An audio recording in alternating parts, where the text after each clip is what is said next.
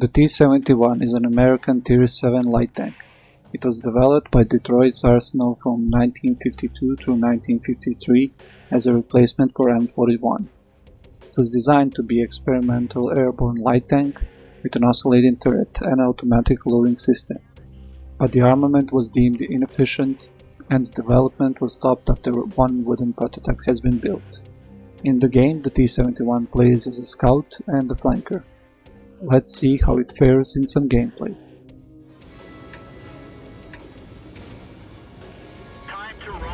Hello guys, and welcome back to World of Tanks Ace Tanker series.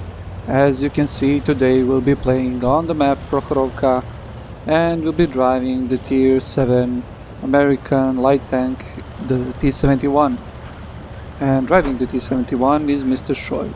So we had a lot of his replays in the channel, go check that out after this. And let's see how he drives his light tanks on this map. So to be honest, I feel that the light tanks are best suited for this map. It is a really open map with a lot of bushes and a lot of place for you to drive your light tanks.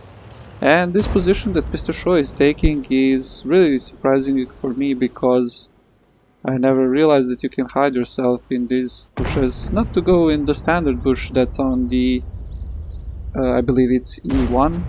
That's the bush in the top right corner that you can see from where you usually scout the 1 and 2 lines. So being in this position allowed mrshoy to get here fast enough and not to get spotted by the enemy light tanks that are just now appearing on the middle of the map. And now usually when you try to contest the position on E1, if the enemy scouts are playing well, they are going to push forward to F2, F3 positions, and they are going to see you while you are entering the bush, and then when they blow your cover off, you really don't know where to hide or where to go, and you usually get killed. And you saw a unfortunate event there. Tier 6 just got knocked out, but it really doesn't matter because mrshoy is, it looks like, alone on this side of the map, and he's really sneaky with his position, moving to the position on E1, and now he's in a really safe place to spot everything that's going around him. Now this position is really good for any light tank. Well, the medium tanks can use this position as well, and from this position you are going to spot, basically you can see he spots everything to the 4 and 5 line, and he's providing vision on these light tanks that are trying to pass.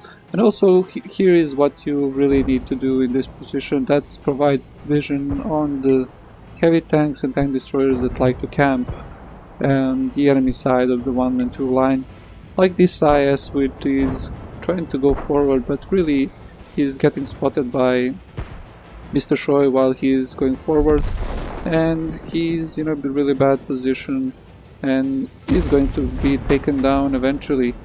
Now things are not going that well for them. They already lost 3 tanks and the enemy have their full strengths up, but this side is really in good hands because mrshoy is going to spot anything that tries to go forward, and if the friendly tanks play it well, they're going to kill anything that tries to go forward. Now being in this position, having all those tanks in your sights really makes you wanna try and shoot them through these bushes, but you have to be really careful because you don't know what can happen and will you get spotted when you try to shoot. Now take for example this T32. Now mrshoy has double bushes in front of him and he is able to shoot at this T32 without getting spotted, but notice the M41 Bulldog that is trying to flank him on the right side.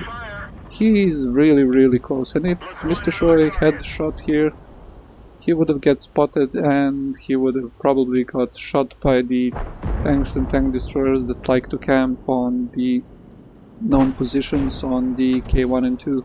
So it is really important for you to hold your fire when you are in these kind of positions, not to really reveal yourself. Only when you are certain that you are not going to be spotted, go for the shots on the side and the rear of your enemies that are trying to go here. Now, okay, Mr. Shoy took a shot there, and this is what I was talking about. He immediately got spotted and got shot once in the side. Second shot in the side, that is probably some of the camping tank destroyers, and there it is, the E25. He was in a really nice position on G1, also bushes there, and that's what I was talking about. You have to be really careful, really sneaky when you are exploiting this position. Now, the enemies usually know that you are here and that you are spotting them. When they don't see any scouts, they know that you are here. They usually blind shot these positions, so you have to be really careful about that too.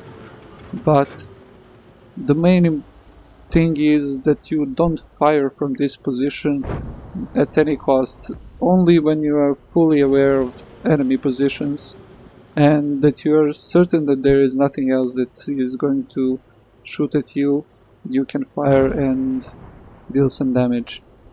Now, after some time, this position gets, well, I'm not going to say boring, but really gets exploited to the fullest, and you will have to move eventually. So don't just stand here. When you feel that you don't have any shots or spots on the enemy tanks, go for the enemy tanks, try and find them and flank them. Now you saw here that Mr. Shoy had a really nice position to shoot on the enemy tanks that were there. Now the E25 and the tier 8 medium tank, I believe it was the British. So it was really nice for this position to exploit it some more, and now he decides that he needs to move forward. So when you finish spotting from this position, what you should do is reassess the situation on the map and try and flank your opponents. Now, only thing that's spotted here is this A43. It looks like that the majority of the enemy tanks that were left here are on the hill on the zero line. So Mr. Shoy decided to go forward and try and find the shots on the enemies that are trying to cross, but he stops here really nicely, shooting on the A43, and the A43 wasn't really able to spot him. Now, I presume that he was using coated optics on his light tank. He is also using Coca-Cola, so that improves his view range. And I don't know about his crew skills, but it looks like he has maxed out his view range. Now, unfortunately here on the shot on the A43, he bounces 2 shots on the cupola and on the weak spot, and he decides to go back, and just in time because the artillery was aiming for him. Really nice move there. Unfortunately he wasn't able to kill that A43, and he is now on the reload. So I forgot to mention some things about the gun. The gun is really nice in this tank. You get a 6 shell autoloader, which reloads the full clip in 20 seconds, and the reload between every shell in the clip is 2 seconds, so it means that you, after firing your first shot, you only need 10 seconds to unload the clip fully, which is not that great, and it's not that bad. It feels just right with this kind of tank. You probably know that there is another tier 7 American light tank with 12 shell autoloader, but it reloads his clip really slowly, so sometimes it is better to have this kind of 6 shells in the magazine, and maybe if you are not really unloaded your clip to the fullest, you can, well, shoot a couple of times, then reload and shoot another couple of shells, because 20 seconds is not that long. Now, a couple of nice shots here. He is sniping from this position.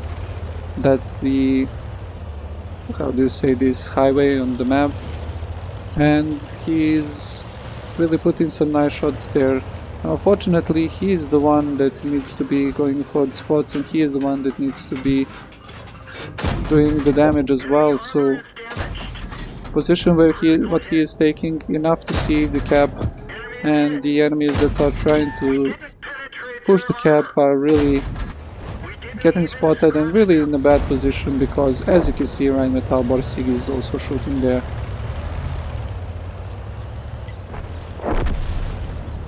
Now, in these late stages of the map, you have to be pretty aggressive and try and provide spots for your friendly tanks. He's really nicely synced with this Rheinmetall. He is providing the spots and Rheinmetall gets the kills. This is the same tank that was on the 2 line when he was spotting on all of those enemy tanks that were driving around the middle. So he was able to spot for him to get 5 or 6 kills, and it was really a nice mutual game playing by 2 of them, even though they don't play in any platoon. Now he finds this lonely Cromwell. That is what I was talking about, unloading your clip. Unloads the clip really nicely here, 4 or 5 shells to kill the Cromwell, and the game has turned in tides, so all that's left to do here is kill the last tank. That's a GG, and let's take a look at the post-game stats.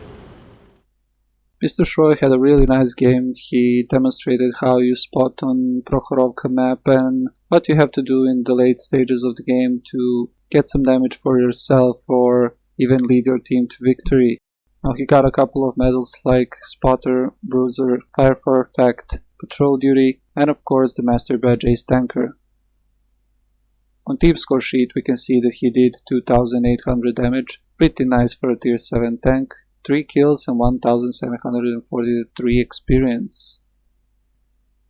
On detailed report we can see that he fired 36 shots, of which 29 hit the target and 21 penetrated. He was also able to spot 4800 damage for his team, and with premium account he got 38,000 credits. I hope you guys saw what the potential of this tank is and you might consider playing it sometimes. I hope you enjoyed this replay, and I'll see you in the next one.